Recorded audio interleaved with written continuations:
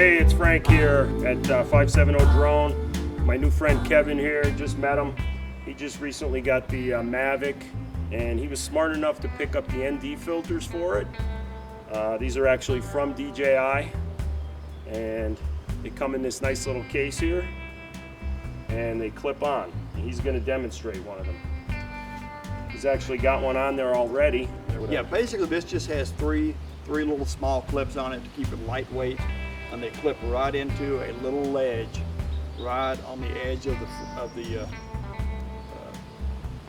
lens, and you just kind of put your thumb under them, pop them up, and they come right off easy enough. This is a 16. You can't really tell from it, but right. This one. How are they marked? How are they marked?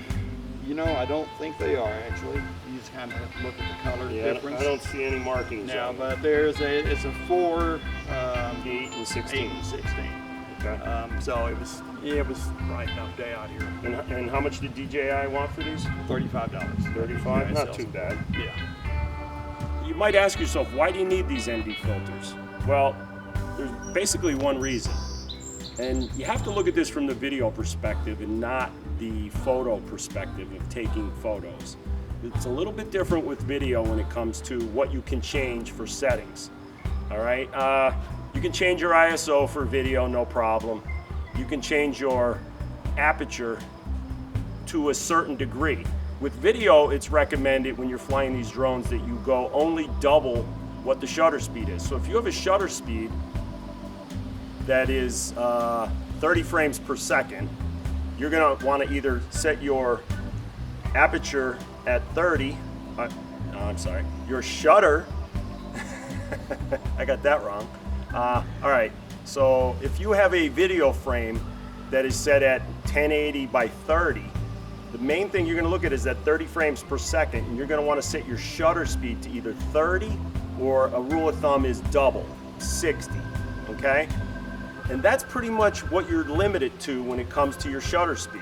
Now your aperture, you can still change your aperture and your ISO, but your shutter speed is somewhat locked in. So on a bright sunny day, you may have your ISO at 100, you have your shutter set at double the frame rate, and your aperture on these drones, you tend to have an aperture that doesn't quite go as far as a regular photo camera.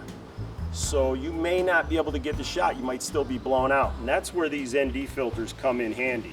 They will allow you to bring it down a couple extra stops, as if you, similar to having a smaller diameter opening in your aperture.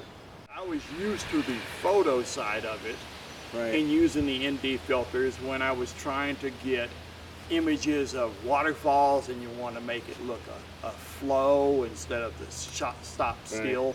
You just set a longer shutter speed. Or if you were doing a building and it was bright during the day, you could set it up and you could put the ND filter on there and get a little bit longer exposure without being blown out. Right. So it's a little different than what it does with the flying drone Right. videos. Yep. You basically have to learn the difference between video and photo when using the ND filters. I know I've heard people on the internet say that if you put an ND filter on, you're going to throw the balance off on your gimbal and you're going to have problems. Of all the different ND filters and different types of clip-on things that I've found made for the drone, I've never had that problem with the Phantom. The only time I've actually seen anything close to that was when I used to have the Phantom 2 with the GoPro on there.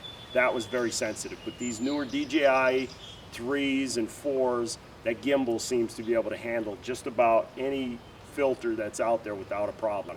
Yes, I did see one video a guy was talking about on one filter, but then the filter company redesigned it because it wouldn't calibrate. Okay, and They was that for redesigned this it. drone here? For this drone here. Yeah. In this drone here, I can see that because it's a lot smaller and it's probably more sensitive. Right, it's a very small platform to be working But with. you can be assured if they're coming from DJI and they're for that drone, It's made you're for good to this. go. Polar Pro works well on these. They make one that fits this and doesn't seem to upset the balance. So DJI or Polar Pro, we'll put comments or we'll put links in the description for you if you're interested. So like, subscribe, and share the videos. Thanks.